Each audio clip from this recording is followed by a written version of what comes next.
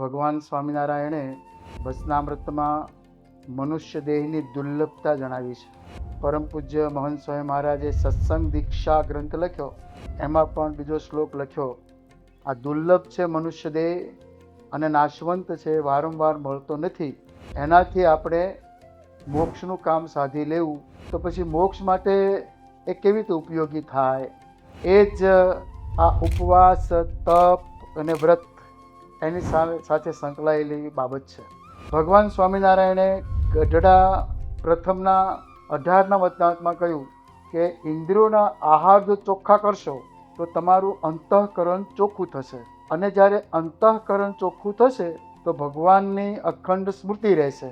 આ શરીર આપ્યું છે ભગવાને, તો એવું પણ ચરક કહે છે કે શરીરમ આદ્યમ ખલું ધર્મ સાધનમ, ધર્મ પાલનનું મુખ્ય સાધન આ શરીર છે. શાસ્ત્રોનો મૂળ સાર એટલો છે કે તપશ્ચર્યા શા માટે, ઉપવાસ શા માટે, વ્રત શા માટે? આપણા જે શરીરના બંધારણમાં આ 3 મુખ્ય બાબત છે, વાત, પિત્ત અને કફ.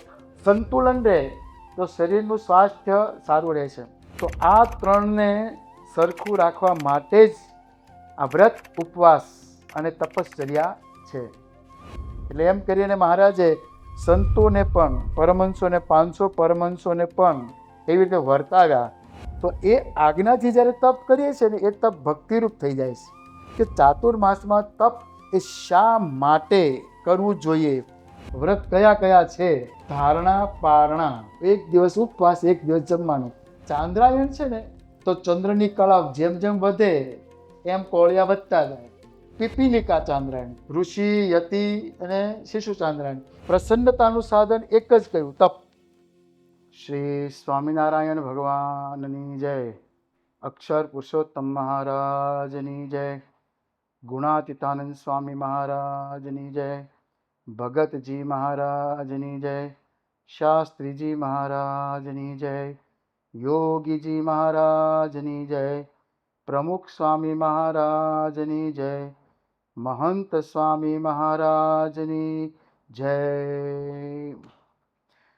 આપણે આજે વ્રત, ઉપવાસ એના ઉપર જરા વિમર્શ કરવાના છીએ.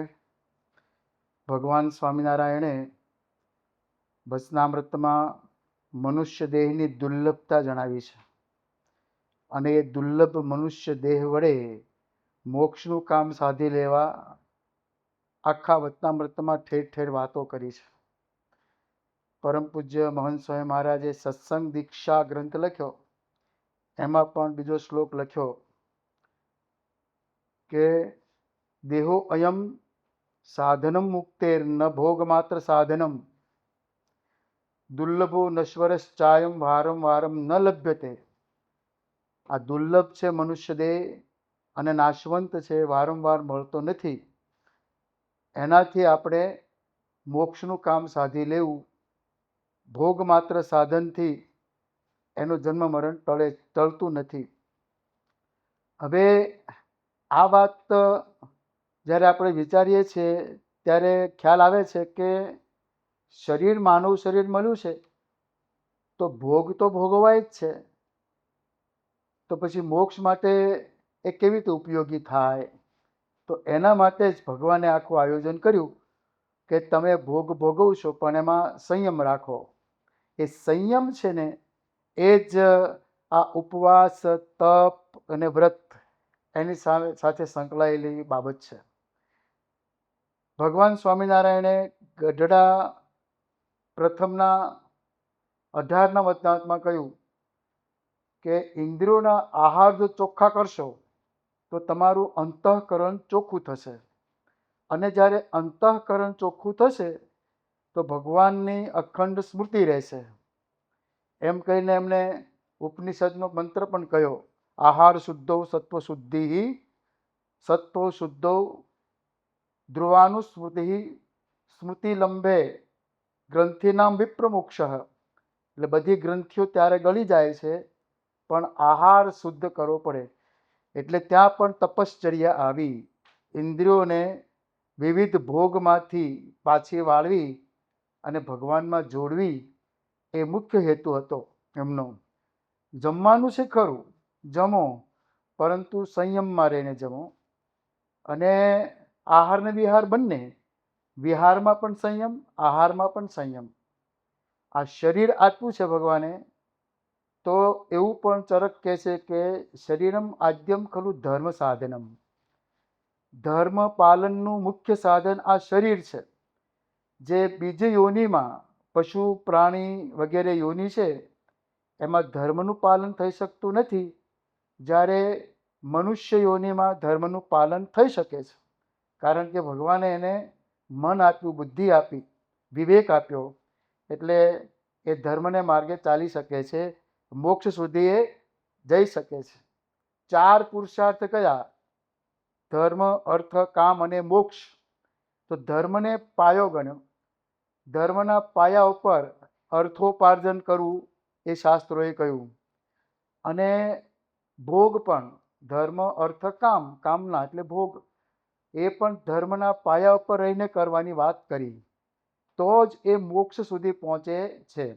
એટલે આજે આપણે એના ઉપર વિશેષ પ્રકાશ પાથરીશું કે આ બધા શાસ્ત્રોનો મૂળ સાર એટલો છે કે તપશ્ચર્યા શા માટે, ઉપવાસ શા માટે, વ્રત શા માટે. ચરક કહે છે કે આપણા જે શરીરના બંધારણમાં વાત, પિત્ત અને કફ, આ 3 મુખ્ય બાબત છે. હવે ચોમાસાના 4 મહિનામાં જ કફ અને પિત્ત એ કોપે છે, ના, વાત અને પિત્ત કોપે છે, જ્યારે વસંતમાં કફ કોપે છે. જો ચોમાસાના 4 મહિના આપણે વ્રત કરીએ, ઉપવાસ કરીએ, તો વાત અને પિત્ત એ નિયમ મનમાં આવે. મુખ્ય શરીરમાં વાત છે એ બહુ ભાગ ભજવે છે.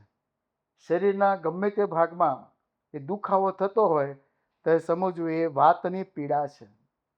એ વાત અંદર કોપાયમાન થયો છે. વાત, પિત્ત અને કફ એ ત્રણેય ધાતુ સંતુલન રહે તો શરીરનું સ્વાસ્થ્ય સારું રહે છે. તો આ 3ને સરખું રાખવા માટે જ આ વ્રત, ઉપવાસ અને તપશ્ચર્યા છે. શ્રીજી મહારાજે જ્યારે કાર્યાલયમાં બિરાજમાન હતા અને બીમાર પડ્યા હતા, એ વખતે મુક્તાનંદ સ્વામીને કહ્યું મારી નાડી જુઓ. તો મુક્તાનંદ સ્વામી નાડી જોઈ અને કહ્યું કે મહારાજ કસર બહુ છે. પછી કહ્યું કે મહારાજ આપના શરીરે તાવ છે, એ સત્સંગી માત્રને એ સારું નથી એમ. આ તો મારા શબ્દોમાં કહું છું, પણ ભગવાન સ્વામિનારાયણે એ વખતે તપની વાત કરી છે કે જાણી જોઈને ટાઢ, તડકો, ભૂખ, તરસ સહન કરવા. તો ભગવાનની દયાથી જ્યારે કંઈ તાવ આવે, જે કંઈ આવે, તો એ ટાળવાને ઈચ્છવું શા માટે? એમ કહીને મહારાજે તપને બહુ પ્રધાનતા આપી. મહારાજ કહે છે તપે કરીને હું રાજી થાઉં છું, કોઈ સાધને કરી રાજી થતો નથી. એમ કરીને મહારાજે તપની એક મહત્તા બતાવી છે. તો ઉપવાસ, તપ અને વ્રત, આ 3ને જ્યારે આપણે ભૂમિકા જોઈએ છે, તો ઉપવાસ છે એ સ્થૂળ શરીર સાથે સંકળાયેલી વસ્તુ છે. ઉપોષણ કર્યો એટલે કે ભૂખ્યો રહ્યો, એને ઉપવાસ કહે છે. તપ છે એ આંતરિક શરીર સાથે સંબંધ ધરાવે છે, સૂક્ષ્મ દેહ, એમાં મનનું તપ, વાણીનું તપ, આ બધા તપ રહેલા છે. ગીતામાં 3 પ્રકારના તપ કયા જ છે: સાત્વિક તપ, રાજસ તપ, તામસ તપ. તો એ જે વસ્તુ છે એ તપને અને સૂક્ષ્મ શરીરને સાથે નાતો છે. અને વ્રતને આત્મા સંગાતે, આધ્યાત્મિક સંગાતે નાતો છે. વ્રતી હોય એ તપશ્ચર્યામાં ક્યારેય ભંગ પાડતો નથી. જેમ કે વ્રતો ધારણા પણ વ્રત કહેવાય, ચાંદ્રાયણ એ વ્રત કહેવાય, એ ચાલુ ને ચાલુ જ રહે. ભગવાન સ્વામિનારાયણે જ્યારે લોજમાં પધાર્યા અને રામાનંદ સ્વામીના દર્શન નહોતા થયા, તે વખતે મુક્તાનંદ સ્વામીને કહે છે કે એકવાર મને રામાનંદ સ્વામીના દર્શન કરાવી દો, પછી આપણે બંને વનમાં જઈને તપ કરીશું. તો મુક્તાનંદ સ્વામી તો બહુ વિચક્ષણ હતા. વારંવાર કહેતા હતા, એટલે કે આપણે પત્ર લખીએ. રામાનંદ સ્વામીને પત્ર લખ્યો. એ પત્ર નિષ્કુળાનંદ સ્વામીએ પોતાના ગ્રંથ જે ભક્ત ચિંતામણી છે ને એની અંદર ગ્રથિત કર્યો છે. અદ્ભુત પત્ર છે. એમાં એ પોતે લખે છે કે આ વર્ણિક કેવા છે. ક્યારેક મરચા મીંઢી આવળ, જમે એક એકલું કેવળ, એ જ એકલું કેવળ. ખાટું ખારું તીખું તમ તમું, રસ નિરસ બરોબર સમૂહ. ટંક ટાણાની ટેવ જ નથી, અતિ નિષ્ફુર રહે છે દેહથી. જે ક્રિયાઓ કરે છે એહ, તન ધાર્યે ન થાય તેહ. છયે ઋતુમાં વસવું વને, વાલું લાગે છે પોતાને મને. મેડી મોલ આવાસમાં રહેવું, તે જાણે છે કારાગૃહ જેવું. ઉનાળે તો તાપે છે અગ્નિ, ચોમાસે સહે ધારા મેઘની. શિયાળે બેસે છે જળમાઈ, તેને તન ગયું છે સુકાઈ. કિયા બાળપણાની રમત, કિયા પામવો સિદ્ધોનો મત. બાળપણે સિદ્ધ દશા જોઈ, અમે સંશય કરું સૌ કોઈ. એના તપના તેજને માહી, અમારું તપ ગયું ઢંકાઈ. આ બધા સંતો લોજમાં રહેતા હતા. એ તપસ્વી હતા. પરંતુ રામાનંદ સ્વામીને મુક્તાનંદ સ્વામી લખે છે કે નીલકંઠ મણીએ જે તપ કરી રહ્યા છે એની આગળ અમારું તપ ઢંકાઈ ગયું છે. પછી નીલકંઠ વર્ણીને પણ કહે છે તમે પણ પત્ર લખો. પણ નીલકંઠ વર્ણી પત્રમાં લખે છે કે તપ કરું છું કઠણ તને, નથી મોળો પડતો હું મને. ચારે માસ ચોમાસાના જેહ, કરું ધારણા પારણા હું તેહ. વર્ષો વર્ષ કાર્તિક માસ, કરું છું સામટા ઉપવાસ. કાર્તક મહિનામાં તેઓ સામટા ઉપવાસ કરતા હતા. વળી એ માસમાં કોઈ સમય કરું કૃચ્છ વ્રતને તે અમે. આ કૃચ્છ વ્રતને આપણે આગળ એની વ્યાખ્યા જોઈશું. ત્યાર પછી માઘ માસમાં કરું પારક વ્રત કહેવાય. 12 દિવસ સતત ભૂખ્યા રહેવું, પાણી પણ ન લેવું ને પારક વ્રત કહે છે. ચાંદ્રાયણ એકાદશી લઈ, સર્વે વ્રત કરું છું હું સહી. કૃષ્ણ પ્રસન્ન કરવાને કાજ, એનું દુઃખ મને નથી મહારાજ. પંચ વિષયથી મન ઉતારી, કરું છું તપ કઠણ ભારી. તેને કરીને શરીર માહી, લોહી માંસ ગયું છે સુકાઈ. પ્રાણ રહ્યા તણી એક રીત, નથી રાખી મેં ચિતયું ચિત્ત. આમ કહીને એમણે પ્રાણ રે નહીં એવા તપ કર્યા, એવું તપ કર્યું છે. આ ઉપરથી ખબર પડે છે કે શ્રીજી મહારાજે જે તપ કર્યું એની તુલનામાં અત્યારે આપણે કશું કરી શકતા નથી. એમને તપ કર્યું એવું કહેવાય છે કે શ્રીજી મહારાજ જ્યારે માંગરોળમાં હતા, રામાનંદ સ્વામી ધામમાં ગયા પછી ગાદી ઉપર વિરાજમાન હતા. અને એ વખતે એક મહાત્મા આવ્યા અને મુક્તાનંદ સ્વામીને કહે છે કે હમ મહંત કે સાથ જમેગા. અમે બધા સંતો તો પોતે જે સાદું સિમ્પલ જમતા હશે, પરંતુ એમને એમ કે મહાત્મા સારું જમતા હશે, એટલે કે મહંતની સાથે જમીશ. મહંત એટલે શ્રીજી મહારાજ ખુદ પોતે. શ્રીજી મહારાજ આવ્યા, જમવા બેઠા અને થાળીમાં એક ગોળો મૂક્યો. હવે એક ગોળો શેનો હતો? મીંઢી આવળ અને મરચા એને વાટીને એનો ગોળો બનાવેલો. મીંઢી આવળ એ રેચક વનસ્પતિ છે અને મરચા પણ તીખા અને રેચક. એમાં કંઈ બીજું મીઠું મરચું કશું નહીં. એ મીંઢી આવળનો ગોળો એ જમવા બેઠા અને પેલા મહાત્માએ મહારાજ પાસે પ્રસાદી માગી. તો મહારાજ કે પહેલાં તમે ચાખો, તમને થોડી આપું છું, તો ભાવે તો પછી લેજો ફરી. એ થોડીક આપી થૂથું કરીને ફેંકી દીધી કે આ કેમ તમે ગળે ઉતરે છે. ખરેખર શ્રીજી મહારાજ એક સમય આવો એક ગોળો જમતા ત્યારે ખબર પડે છે કે એમને કેવું તપ કર્યું છે. એ મહારાજને પત્ર, જે રામાનંદ સ્વામીને પત્ર લખ્યો એમણે, એના પરથી પણ આપણે ખ્યાલ આવે છે. પોતે પણ વચનામૃત પ્રથમનું 29માં કહે છે, મહારાજ એમાં લખે છે કે અમે પુરુષોત્તમપુરીમાં રહેતા ત્યારે કેટલાક માસ સુધી તો વાયુ ભક્ષણ કરીને રહ્યા. હવે કેટલાક માસ તો આપણે સમજીએ કે 2 માસથી વધુ એને કેટલાક કહેવાય. તો 6 માસ સુધી રહેલા હતા. વાયુ ભક્ષણ એટલે કશું જ નહીં લેવાનું, વાયુ ભક્ષણ કરીને રહ્યા હતા. તથા 3-4 ગાઉના પહોળા પાટવાળી એટલે કે લાંબી એવી નદી, તેને વિશે એકવાર શરીરને તાણતું મેલ્યું. તથા ઉનાળો, શિયાળો અને ચોમાસું તેને વિશે છાયા વિના એક કોપિન ભર રહેતા. તથા ઝાડીને વિશે વાઘ, હાથી તથા અરણાપાડા તેની ભેળે ફરતા. આ એનું તપ છે. હવે આપણને લાગે કે આ તપનું એમને કેવી રીતે અંદર ઉગ્યું હશે, તો પહેલા એમને વર્તી બતાવ્યું કે તમે દેહ દમન કરશો પછી જ ભગવાન તરફ તમારું લક્ષ્ય જશે. જ્યાં સુધી દેહ દમન નહીં થાય ત્યાં સુધી ભગવાન તરફ લક્ષ્ય નહીં બંધાય. દેહમાંથી જુદા પડશો ત્યારે તપ થઈ શકશે અને ભગવાનમાં મન જોડાઈ શકશે. એટલે એમ કરીને મહારાજે સંતોને પણ, પરમહંસોને 500 પરમહંસોને પણ એવી રીતે વર્તાવ્યા. 114 પ્રકરણ ફેરવીને એમાં બધી તપશ્ચર્યા જ છે, જાત જાતની તપશ્ચર્યા છે. એ બધી તપ કરાવ્યું છે ભગવાને. પણ શ્રીજી મહારાજે એક વાત એ કરી કે ચાતુર્માસ આવે ત્યારે સામટા એ ધારણા પાણા કરતા, જ્યારથી ચાતુર્માસ થાય, શરૂ થાય અને પૂરો થાય ત્યાં સુધી. તો સંતોને પણ એ રીતે એમણે આગ્રહપૂર્વક કરાવ્યા છે. આજે મહંત સ્વામી મહારાજ પણ એ પોતે આવી રીતે કરીને બેઠા છે. આજે 93 વર્ષની ઉંમર છે, પણ એ પોતે તપ કર્યું છે. તો ચાતુર્માસના નિયમમાં એ બધાને એક આગ્રહપૂર્વક લખે છે કે ચાતુર્માસ દરમિયાન 1 મહિનો ધારણા પાણા કરવા. કોઈ બીમાર હોય, વૃદ્ધ હોય કે બાળક હોય, એને એકટાણા કરવા, શ્રાવણ મહિનાને એકટાણા કરવા.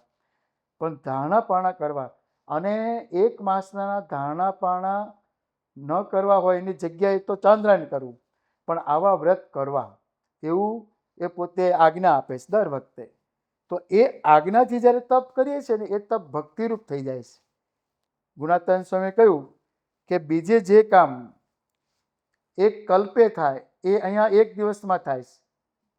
મોટા સંત એટલે ગુણાતીતાનંદ સ્વામી પોતે જ એની ઉપસ્થિતિમાં, એટલે કે આજે મહંત સ્વામી મહારાજની ઉપસ્થિતિમાં એમની આજ્ઞાથી, એ ગમે ત્યાં વિચરણ કરતા હોય, આપણે ગમે ત્યાં હોઈએ, એમને આજ્ઞા કરી અને જો તપ કરીએ તો અનંત ગણું ફળ એ પોતે આપે છે. એ પોતે એ તો સમર્થ છે આપવા. આજ્ઞાથી કરીએ ને એમાં ઘણો ફેર પડી જાય છે. તો ચાતુર્માસમાં તપ, એના ઉપર હવે થોડુંક વિશેષ પ્રકાશ કરીશું કે ચાતુર્માસમાં તપ એ શા માટે કરવું જોઈએ. પહેલાં તો આપણે એ જોઈએ કે આ જે વસ્તુ છે, આપણે ભક્ત છીએ તો ભગવાનની આજ્ઞામાં રહેવું એ આપણો ધર્મ છે. ભગવાને આજ્ઞા કરી છે કે આ રીતે તમારે જીવન જીવવું. તો મધ્યનું 8મું વતનામત છે, એમાં શ્રીજી મહારાજ એક સૂક્ષ્મ તપશ્ચર્યાની વાત કરતા કહે છે કે વર્ષ દરમિયાનની જે મહિનાની 2 એકાદશી આવતી હોય એ 12 મહિનાની એ 24 એકાદશી, 12 દુને 24, એટલે 1 મહિનાની 2, 1 મહિનાની 4 એકાદશી, એટલે વધની સુદની અને પૂનમ કરીએ તો 4 થાય. પણ એકાદશી લઈએ તો 24 એકાદશીઓ, આખા 12 દુને 24 એકાદશીઓ એ બધાએ નિર્જલ કરવાની મહારાજે મધ્યના 8મામાં વાત કરી. મહારાજ કહે છે કે એ દિવસે એકેય ઇન્દ્રિયને આહાર ન આપવો. આપણે તો એકાદશી આવે એટલે ફરાળ કરીએ, પણ મહારાજ તો એવું કહે છે કે એકેય ઇન્દ્રિયને આહાર ન આપવો. અને આપણે આપીએ છીએ એ આપણી જો કે ખામી છે, પણ મહંત સ્વામી મહારાજે નક્કી કર્યું કે આપણે બધાને આવી રીતે ઉપવાસ કરાવવા. જે મહારાજનો મત છે, રાજીપાનું સાધન છે, પ્રસન્નતાનું સાધન એક જ કહ્યું, તપ. તપશ્ચર્યા એ પ્રસન્નતાનું સાધન છે. એમ કરીને મહંત સ્વામી મહારાજ નાના કિશોરોથી માંડીને અને મોટા સુધી બધાને આજ્ઞા આપી દે છે કે બધાએ આવું તપ કરવું, ચાતુર્માસમાં તપ કરવું. આપણે કોઈ મહાપુરુષનો જન્મદિવસ આવે ત્યારે એવું બોલીએ છીએ કે શતમ જીવ શરદઃ, તમે 100 વર્ષ શરદ ઋતુ જીવો.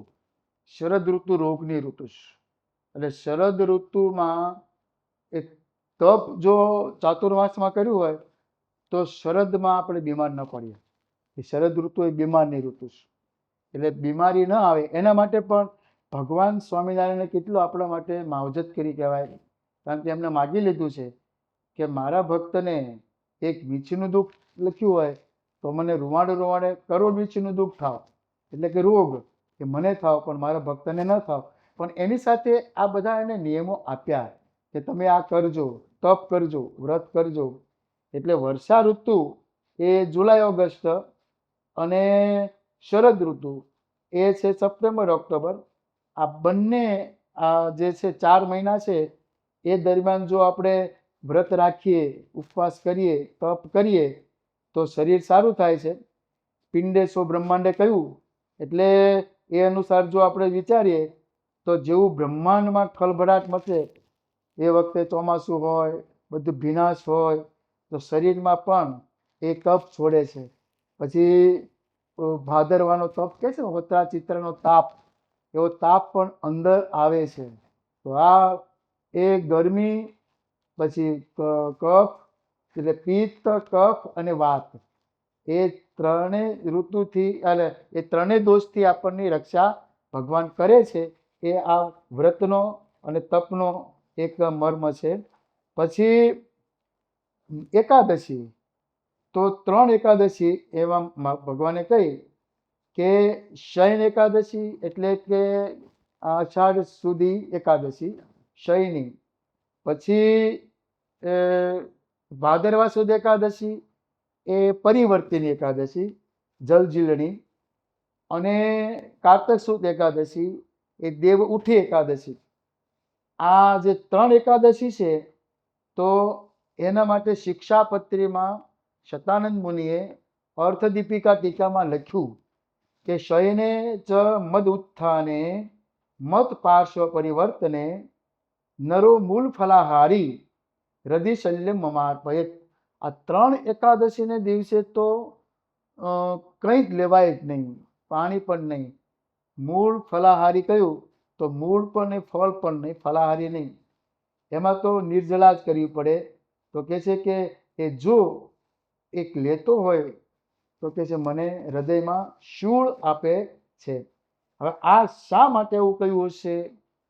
તો ભગવાન સ્વામિનારાયણે જેટલા કંઈ નિયમો પ્રવર્તાવ્યા કે બધું કર્યું એ ધર્મશાસ્ત્રોને આધારે કર્યા છે. આપણા સનાતન ધર્મમાં વૈષ્ણવો એકાદશી રહે છે અને શૈવ પણ એકાદશી, શાક્ત પણ એકાદશીઓ રહેતા હોય છે. આપણી ભાગવત એકાદશી કહેવાય છે. એટલે ભાગવત એકાદશીને દિવસે આપણે જોઈ લેવાનું કેલેન્ડરમાં કે ભાગવત એકાદશી લખી છે તો એ દિવસે આપણે આવી રીતે એકાદશી કરીએ. મહારાજ કહે છે 15 દિવસે એકવાર આવે તો ખબરદાર થઈને કરવી.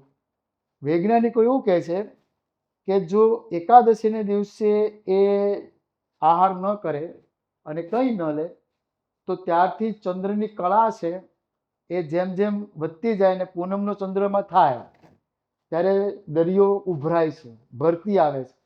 એવી રીતે શરીરમાં પણ વાત, પિત્ત અને કફ એની ભરતી આવતી હોય છે.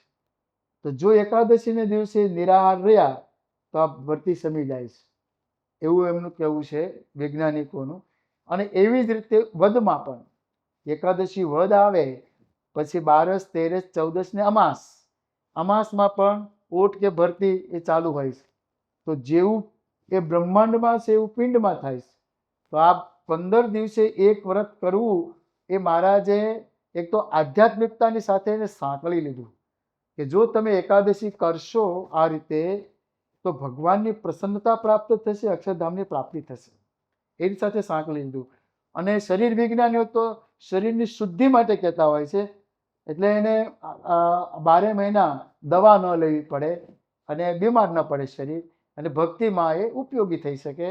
એટલા માટે આ એક વાત કરી ચાતુર્માસમાં આ વ્રતમાં એ એકાદશીઓ શા માટે અને વ્રત શા માટે કરવા જોઈએ. હવે કેટલાકને એવું થાય કે વ્રત કયા કયા છે.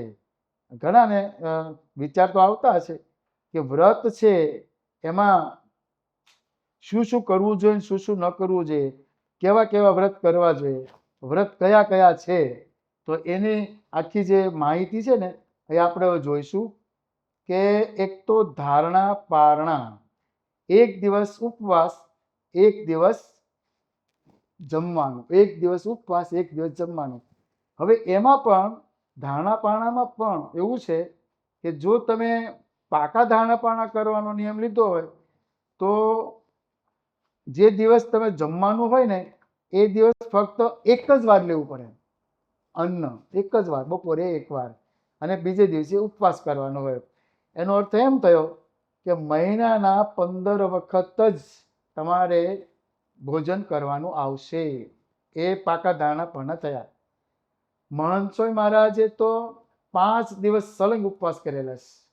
યોગીજી મહારાજ જ્યારે બિરાજમાં હતા ગોંડલ, પોતે વિનુ ભગત તરીકે હતા, અને ઉપવાસ કર્યો, પછી પારણા કરવાના હતા તો યોગી બાપાના દર્શને ગયા અને કહ્યું કે આજે મારે પારણા છે, તો કે આજે ઉપવાસ. તો પછી બીજો ઉપવાસ શરૂ કર્યો. એક તો ઉપવાસ હતો એને પારણા ન કરાવ્યા, બીજો ઉપવાસ. ત્રીજે દિવસે જ્યારે પારણા કરવા ગયા ત્યારે કે આજે ત્રીજો ઉપવાસ. પછી તો પાણી બનાવ્યું જ નહીં, લીંબુનું શરબત ન બનાવ્યું. સ્વામી બાપાએ ચોથો ઉપવાસ આપ્યો અને એમ કરીને 5મો ઉપવાસ આપ્યો. ત્યારે એ જે મહંતજી વ્રત એમને કર્યું તો આજે એમને પ્રેરણા આપી તો કેટલાય મહંતજી વ્રત કર્યું, 5 દિવસના સળંગ ઉપવાસ. એવું કહેવાય છે કે મેડિસિન છે ઉપવાસ છે ને, એ મેડિસિન છે. અને ઉપોષણમ ભેષજમ કહ્યું સંસ્કૃતમાં. ઉપવાસ છે ને ભેષજ એટલે કે ઔષધ છે. જો તમે ઉપવાસ કરો એ ઔષધિ તમે લઈ રહ્યા છો. એ રીતે જો વિચારીએ ને તો ખ્યાલ આવશે કે ઉપવાસ શા માટે કરવા જોઈએ. આ તો એક સારી શરીર વિજ્ઞાનીઓ કહે છે એના માટે કહ્યું, પણ આપણા માટે તો આધ્યાત્મિકતા એટલે કે આ જીવનો મોક્ષ થાય, મોક્ષના માર્ગે આપણે ચાલી શકીએ અને આગળ ગતિ વધારી શકીએ, અને એમની પ્રસન્નતામાં જ અક્ષરધામ રહેલું છે. તો મહંત સ્વામી મહારાજ પ્રસન્ન થતા હોય તો ઉપવાસ કરવા એ વધુ આપણને શરીરમાં પણ અનુકૂળ છે, અને જેટલું આપણે ઓછું ખાઈશું ને એટલું શરીર આપણું તંદુરસ્ત રહેશે અને હળવું રહેશે. એવું કહેવાય છે કે પશુઓ છે, પ્રાણીઓ, એને કંઈક પેટમાં ગડબડી થઈ હોય તો એ અનુસરણ કરશે, એ દિવસે કશું નહીં ખાય. ગાય ભેંસ વગેરે આપણે જોઈએ તો કશું નહીં ખાય, પાણી પણ નહીં પીવે. આપણે અનુભવ કરેલો હોય છે. શેરીના કૂતરા હોય એ ધારો કે તૂટી વાળીને બેઠું હોય, આપણે એની પાસે રોટલી મૂકવા જઈએ કે કરીએ તો એ ખાશે નહીં, કારણ કે અંદરથી કંઈક ગડબડી છે પેટમાં. એ બીજે દિવસે કરી નાખશે નિર્જળા, અને એ તંદુરસ્ત થઈ જશે. કારણ કે ભગવાને શરીર આપ્યું એની સાથે સાથે આ એક અંદરની શુદ્ધિકરણ આપ્યું છે. અંદર માવજત એને કરવી છે, મરમ્મત કરવી છે, પણ આપણે ખાધા જ કરીએ અને એને મરમ્મત કરવાનો સમય ન આપીએ એટલે પછી રોગો થાય છે. આ લોકમાં પણ આપણે ધારો કે શુગર મિલ હોય, એ 6 મહિના સુધી શુગર મિલ ચાલતી હોય છે, તો 6 મહિનાને એ સ્ટોપ રાખવી પડે અને આખા જે અંદર યંત્રો છે એને ખોલી ખોલીને સાફ કરે, એકદમ સાફ કરી નાખે, પછી 6 મહિના એનો ઉપયોગ કરે. એવી રીતે આ શરીરનો પણ એવી રીતે ઉપયોગ થાય છે. ભગવાન ભજવામાં એ રોગ છે એને નડે છે, પીડે છે, એટલે ઉપવાસ છે એ રોગને નાબૂદ કરે છે. એટલે ઉપવાસ કરવા એ ઘણું બધું શરીર માટે પણ અનુકૂળ છે. પણ આપણે તો આધ્યાત્મિકતા જોઈએ તો ભગવાન સ્વામિનારાયણે આધ્યાત્મિકતા માટે આ વ્રતો કર્યા છે, પોતે કરીને બતાવ્યા છે અને પછી બીજાને વર્તાવ્યા છે. પોતે કેટલું કેટલું આ ભક્ત ચિંતામણી આપણે જોયું કે પોતે 4 મહિના ધારણા પારણા કરતા, અને કારતક મહિનો આખો જ એ નિરાહાર રહેતા, 12 દિવસના પરાગ વ્રત કરતા, તપ્તકૃત ચાંદ્રાયણ વ્રત કરતા. ત્યારે આપણને ખબર પડે છે કે આપણે પણ એ જો એવી રીતે વ્રતો કરીએ તો અત્યંત પ્રસન્નતા ભગવાનની આપણા પર થાય. હવે આ જે વ્રતો છે એમાં પહેલું આપણે ચાંદ્રાયણ લઈએ છીએ. ચાંદ્રાયણ છે ને એ 240 કોળિયાનો એક એમાં માધ્યમ છે કે ચાંદ્રાયણ શરૂ કરો અને મહિનો કરો ચાંદ્રાયણ, તો ચંદ્રની કળા જેમ જેમ વધે એમ કોળિયા વધતા જાય. જેમ કે શુદ્ધ પડવો છે તો એ પહેલો કોળિયો, સુદ બીજ 2 કોળિયા, સુદ ત્રીજે 3 કોળિયા, એમ સુદ 14 14 કોળિયા, પૂનમે 15 કોળિયા. પછી ઉતરતા જવાનું.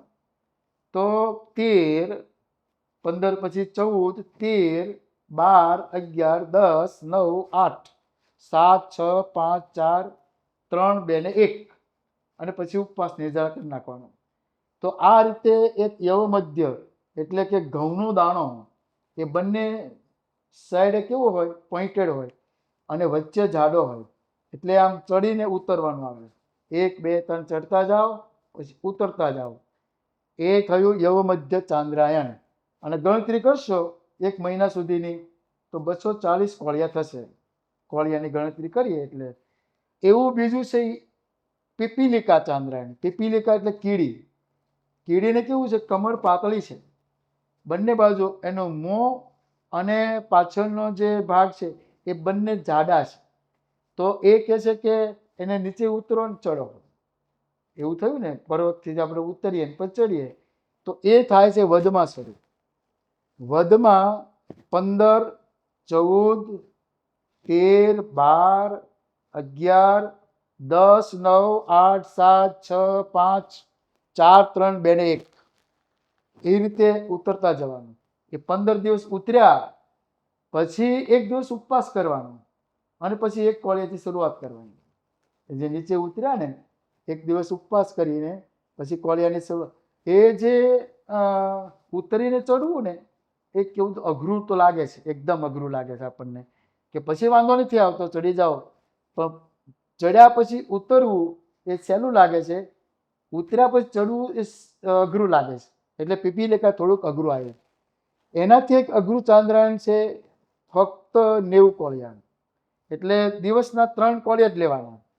મહિના સુધી વ્રત કરો, પછી ગમે તે બપોરે 3 લો, સાંજે 3 લો, વાંધો નહીં, પણ 3 કોળિયા જ લેવાના. એમ કરીને એ 90 કોળિયા થયા. અને હજી ચોથું ચાંદ્રાયણ છે એ યતિ ચાંદ્રાયણ. એ એક સાથે 8 લઈ લેવાના કોળિયા. બીજે દિવસે 8, ત્રીજે દિવસે 8, આમ. એટલે 8 તેરી 24, 30 દિવસ થાય એટલે 240 કોળિયા થયા. આ રીતે આ ચાંદ્રાયણનું બધું આયોજન હોય છે. શિશુ ચાંદ્રાયણ છે. બાળકોને કરવું હોય તો બાળક છે તે રોજ સવારે 4 અને સાંજે 4 લે, એટલે કે એનું બેલેન્સ વાંધો ન આવે. એટલે 8 થયા ને, એ શિશુ ચાંદ્રાયણ કહેવાય. એમાં બધા ચાંદ્રાયણો છે. તો ચંદ્રની કલાથી એ જો ગણીએ તો યવમધ્ય અને પીપીલિકા આવે. અને પહેલામાં ચંદ્રકલા નથી પણ ચાંદ્રાયણ તો કહેવાય છે. ઋષિ, યતિ અને શિશુ ચાંદ્રાયણ, આ 5 ચાંદ્રાયણો છે.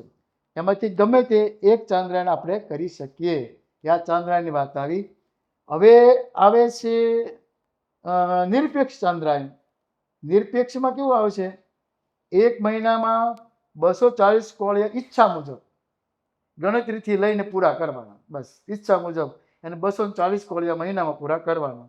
એ પછી દિવસમાં એક જ વાર એક જ સ્થાને બેસીને કોળિયા લેવા પડે એને. એ પછી 2 વાર નહીં, 3 વાર નહીં. એટલે આજે 8 લીધા તો કાલે એને 10 લેવાના હોય તો પરમ દિવસ 6 લેવા પડે. પણ 240 કોળિયા એ નિરપેક્ષ ચાંદ્રાયણ છે. પછી કહે છે ઉપોષિત ચાંદ્રાયણ છે ને, 1 મહિનામાં 224 કોળિયા પૂર્ણ કરે. એમાં પહેલા દિવસે 4, બીજા દિવસે 12, ત્રીજા દિવસે અને ચોથે દિવસે 16 કોળિયા. અને એમ 4 દિવસની 7 આવૃત્તિ કરે ત્યારે એ ઉપોષિત ચાંદ્રાયણ કહે છે. એટલે આ બધા ચાંદ્રાયણોમાં મૂળ તો 15 દિવસ સુધી આપણે અન્ન ભેગું કરી કોળિયો કરવાનો છે. કોળિયા વ્રત કહેવાય. કોળિયા વ્રત ચાંદ્રાયણમાં આવે. એટલે એ કોળિયો કેટલો કરવો, તો શાસ્ત્ર કહે છે, સત્સંગી જીવન કહે છે કે કુકુટાંડ પ્રમાણ. એટલે એ જે મરઘી ઈંડું મૂકે છે કેવડું હોય છે, એક સરખા જ હોય. જો તમે એવડો કોળિયો લેવાનો બસ. એટલે મોઢામાં મૂકો તમે, એ પછી તમે અંદર ઉતારતા જાઓ. એની સાથે બીજું કંઈ લઈ શકાય નહીં. એને મરચું ખાવું હોય કે આ ખાવું હોય કે એ લઈ શકાય નહીં. હા, પાણી પી શકાય. એને કોળિયોને અંદર જવા માટે પાણી ધકેલું હોય તો પાણી લઈ શકાય, બીજું કંઈ લઈ શકાય નહીં. હવે કોઈને એમ થાય કે ચાંદ્રાયણમાં પાણી પીવાય કે નહીં, તો પાણી તમે પછી ગમે ત્યારે જેટલું પી શકો છો. ચાંદ્રાયણમાં એ ઉપવાસ કેવા છે કે કોળિયાના વ્રત છે. પછી દિવસમાં તમારે 4-5 વાર પાણી પીવું હોય તો તમે પી શકો છો. પણ આ વસ્તુ છે કે ચાંદ્રાયણ કરવું હોય એને આ રીતે કરવું પડે. હવે બીજા બધા જે વ્રતો છે એમાં થોડુંક નજર પાડી લઈએ. એક તો આમાં મહારાજ બોલે ને કૃચ્છ વ્રત કરું છું. કૃચ્છ શું? તો 16 દિવસનું આ વ્રત છે.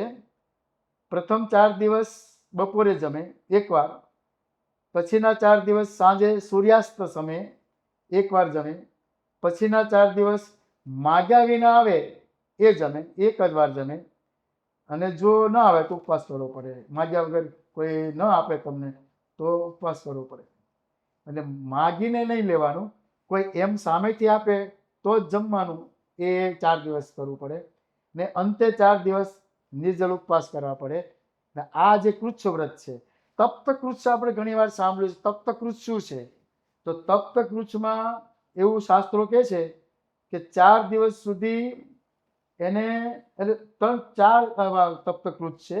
એમાં આપણે પહેલું તપ્ત કૃચ્છ જોઈએ તો પહેલા દિવસે એ પાશેર દૂધ જમે, પછી પાશેર ઘી જમે અને પછી પાશેર પાણી. એમ કરીને 4-4 દિવસના 3-3 દિવસના હોય, 4 તેરી 12. એટલે 4 દિવસ. પછી છેલ્લા 3 દિવસ છે એને વાયુ ભક્ષણ કરવાનું. તો પહેલા 4 દિવસ ગરમ ઘી 1 પળી એટલે કે સમજો 50 ગ્રામ 50 ગ્રામ ગરમ ઘી પીવાનું બપોરે એક સમય 3 દિવસ સુધી સતત. પછીના 3 દિવસ સુધી 50 ગ્રામ દૂધ પીવાનું ગરમ. પછીના 3 દિવસ પળી એટલે 50 ગ્રામ કે પળી એટલે 100 ગ્રામ કદાચ થતું હશે, પળી લખ્યું છે. અને પછીના 3 દિવસ ગરમ પાણી પીવાનું અને પછીના 3 દિવસ ગરમ વાયુ લેવાનો. એટલે ગરમ વાયુ એટલે શું કે ચૂલો હોય એને મોઢું રાખી ગેસ સાથે કે ગરમ હવા આવતી હોય અથવા તો સૂર્ય સામે ગરમ હવા એવી આવતી હોય તો એમ મોઢું ફાડીને એ લેવાનું એ ગરમ હવા. પણ 3 દિવસ ઉપવાસ કરવા પડે બસ. એટલે 4 તેરી 12 દિવસનું તપ્તકૃત ચાંદ્રાયણ છે. એટલે આ પણ લોકો કરતા હોય છે ચાંદ્રાયણ. અને આ બધા ચાંદ્રાયણ કેવા છે કે આ વ્રત કહેવાય. વ્રત એ વ્રતે કરીને મહારાજે સારંગપુરના બીજામાં કહ્યું કે દેહના ગુણે કેમ વર્તે? ભગવાન પ્રસન્ન થાય અને ભગવાનમાં હેત થાય. તો એ કેવી રીતે થાય? ભક્તને ભગવાનમાં હેત થાય અને ભગવાનને ભક્તમાં હેત થાય. આ પરસ્પર હેત કેમ થાય? તો દેહના ગુણે, મનના ગુણે અને વચનના ગુણે વર્તે તો થાય. એમાં દેહના ગુણેમાં મહારાજે ચાંદ્રાયણ વ્રત મૂક્યું છે કે ચાંદ્રાયણ વ્રતે કરીને દેહને નબળું કરી નાખે, નિર્બળ કરી નાખે. ને ભજનમાં બેસવે કરીને નિર્બળ કરે તો ભગવાન એના ઉપર પ્રસન્ન થાય છે. પછી ધારો કે મોટા ધારણા પાણા અને વ્રત બધા આ તો ચાંદ્રાયણ વ્રત કહ્યું, પણ મૂળ દેહને નિર્બળ કરવું એ મહારાજને હેત કરવા માટે કહ્યું છે કે ભગવાનને સંતને એની સાથે હેત થાય છે. પણ મૂળ તો ઉપવાસ કરવા, વ્રત કરવા, તપ કરવું એ ઉપર એને વધારે તાન છે બધાને. પોતાના શિષ્યો પછી ધારો કે ગ્રસ્ત હોય, ત્યાગી હોય, ગમે તે હોય, પણ એમને એક આ ગમે છે એટલે આપણે પણ એ ગમાડવું એવું આપણને આનાથી એક તો ફલિત થાય છે કે વ્રત ઉપવાસ. આ તો આપણે થોડાક એના પહેલાં જોયા. આમાં તો કેટલા બધા વ્રતો છે શાસ્ત્રોમાં લખેલા. પર્ણકૃચ્છ અને શીતકૃચ્છ અને પછી ફલકૃચ્છ. અને ફલકૃચ્છમાં શું કહે છે કે ફળોના વૃક્ષોના ફળ કે વૃક્ષ કયા એ કહે છે કે વૃક્ષો 5 લેવા. પ્રથમ દિવસે ખાખરાના પાન, બીજે દિવસે ઉમરડાના પાન, ત્રીજે દિવસે કમળના પાન, ચોથે દિવસે બિલ્લી વૃક્ષના પાન અને 5મે દિવસે દર્ભ. એને ઉકાળીને એ જો એ લેતા હોય તો યાજ્ઞવલ્ક્ય સ્મૃતિ કહે છે એને પર્ણકૃચ્છ કહે છે. અને એ રીતે જો 5 દિવસનું આ વ્રત છે એને કરે તો એનું શરીર સારું થાય છે. યાજ્ઞવલ્ક્ય મિતાક્ષરા ટીકામાં એ આવે છે. બીજા તો શ્રીકૃચ્છ અને ફલકૃચ્છ 3-4 છે, એના પર બધાને એમાં નથી જોતા, પણ જે થઈ શકે ને એવા બધા આ વ્રતો આપણે કહીએ છીએ. એક તો કૃચ્છાતિકૃચ્છ વ્રત છે, એટલે જેને શરીર ઘટાડવું હોય, વજન ઉતારવું હોય તો કહે છે 21 દિવસ સુધી એ દૂધ પાન કરે. અને દૂધ પાન એટલે આમાં કંઈ પેલું લખ્યું નથી કે એક વાર કે 2 વાર કે 3 વાર, પણ દૂધ ઉપર રહેવાનું 21 દિવસ સુધી. અને બીજું વ્રત છે કૃચ્છાતિકૃચ્છ, કે 12 દિવસ સુધી જળપાન કરે. પરાગ વ્રતમાં એકલું હવા જ લેવાની હોય, પાણી ન લેવાનું. પાણી સહિત કરે તો એને કૃચ્છાતિકૃચ્છ કહે છે. 12 દિવસ એ પાણી ઉપર રહે. અને ત્રીજું વ્રત છે કૃચ્છાતિકૃચ્છ, એ પણ 12 દિવસનું છે. તેમાં 9 દિવસ એ જળપાન કરે. તેમાં પણ 3 દિવસ ફક્ત સવારે જળ પીવે, 3 દિવસ સાંજે પીવે, અને 3 દિવસ માગ્યા વિના મળે એ પીવે, અને છેલ્લા 3 દિવસ નિર્જળ ઉપવાસ કરે. તો આ બધા જે વ્રતો છે એ તો બધા ઘણા બધા છે, પરંતુ મુખ્ય વ્રત એ ધારણા પારણા છે, અને એ વ્રતોનો રાજા કહેવાય છે. જો ધારણા પારણાને એમાં પાકા ધારણા પારણા, એમાં એક દિવસ જમવાનું, બીજે દિવસે બપોરે એક દિવસ બપોરે જમવાનું અને બીજે દિવસે નિર્જળ ઉપવાસ, ત્રીજે દિવસે વળી પછી બપોરે જમવાનું, ચોથે દિવસે નિર્જળ ઉપવાસ. તો ધારણા પારણા પણ પારણામાં એક જ દિવસ જમવાનું બસ, એટલે પાકા ધારણા પારણા થયા. પાકા ધારણા પારણા એ સારામાં સારું વ્રત કહેવાય છે. એટલે આવા વ્રત જો આપણે કરીશું તો ક્યારેય પણ શરીરમાં માંદગી કે ભગવાનનો પુરાજીપો કે રાજીપો જ થશે. પ્રસન્ન થવા જ બેઠા છે. તો આ ચાતુર્માસમાં વ્રત ઉપવાસ શા માટે કરવા જોઈએ? આધ્યાત્મિક લાભ છે, શારીરિક લાભ છે, અને ગુરુની પ્રસન્નતા છે. આ બધું જો જોઈએ ને તો હવે ખબર પડે છે કે શાસ્ત્રીજી મહારાજ એ છેલ્લે સુધી એકાદશી નિર્જલા જ કરતા, છેલ્લે સુધી. યોગીજી મહારાજ પણ 9 ઉપવાસ મહિનાના કરતા, અને 70 વર્ષની ઉંમરે પણ એમણે આ નિર્જલા ઉપવાસ કરેલા છે. એ આપણે દેખાય છે. જ્યારે આફ્રિકા વિચરણમાં ગયા 59-59માં, ત્યારના આપણે જો એનો પ્રસંગો વાંચીએ છીએ ત્યારે ખ્યાલ આવે છે કે સળંગ એક તો જ્યારે લુસાકાથી 400 માઇલની દૂર મુસાફરી હતી, અને એમાં આઠમને દિવસે જવાનું હતું. તો બેઠા, એ ઉકાળો લઈને બેઠા ગાડીમાં. 400 માઇલની મુસાફરી એ કરીને જ્યારે સ્થાન ઉપર પહોંચ્યા ને ત્યારે એ ગાડીની મુસાફરી હતી. એ ગયા તો રાત પડી ગયેલી, અને જમવાનું બાકી હતું. તો 12 વાગ્યા એટલે પાછું જમાય નહીં. તો બીજે દિવસે નોમ આવતું. તો આ દિવસે આઠમનો ઉપવાસ કર્યો, નોમનો પણ ઉપવાસ કરી નાખ્યો, કારણ કે મુસાફરીમાં કંઈ એ લેતા નહીં ગાડીમાં. શાસ્ત્રી મહારાજે એમને કહેલું, જે બળદ ગાડામાં બેઠા હતા, સેજે શાસ્ત્રી મહારાજે કહ્યું કે જોગી, આપણે મુસાફરીમાં કંઈ લેવું નહીં. તો ત્યારથી ચાલુ આવે છે. આ તો વિવેકસાગર સ્વામીએ એમને પૂછ્યું કે બાપા કેમ તમે કંઈ લેતા નથી મુસાફરીમાં? તો મને શાસ્ત્રી મહારાજે કહેલું કે જોગી, કે તમારે મુસાફરીમાં લેવું નહીં. તો બળદ ગાડાની મુસાફરી હતી, પણ એમાં પણ એ જ્યારે વિદેશ યાત્રાની એ મુસાફરી થઈ અને લાંબી મુસાફરી થઈ, એમ પણ આ નિયમ એમને પાળ્યો અને એમાં વ્રત કર્યા છે. હવે નોમનો ઉપવાસ તો નિર્જળા કરતા જ હતા. બીજે દિવસે જ્યારે પારણા કર્યા, ખીચડીને દહીં એ જમ્યા દસમનું, અને ત્યાંથી પછી જવાનું હતું આગળ. એટલે એ પણ બીજે દિવસે પહોંચ્યા ને સાંજે જમવાનું હતું, જમ્યા થોડું, પણ એકાદશીનો નિર્જળ ઉપવાસ કર્યો. એટલે આમ જોવા જાવ ને તો 4 દિવસના ઉપવાસ, 70 વર્ષની વયે ત્યારે એ આવી રીતે કરી શકતા હોય તો આપણે તો કરવા જ જોઈએ. પ્રમુખ સ્વામી મહારાજનું આપણે જોયા છે કે પધરામણીઓ હોય પણ નિર્જળ ઉપવાસમાં જ 3 ઉપવાસ તો નિર્જળ કરતા જ, અને 37 વર્ષ સુધી એમને ધારણા પારણા કર્યા છે. સાધુ થયા પછી 37 વર્ષ સુધી.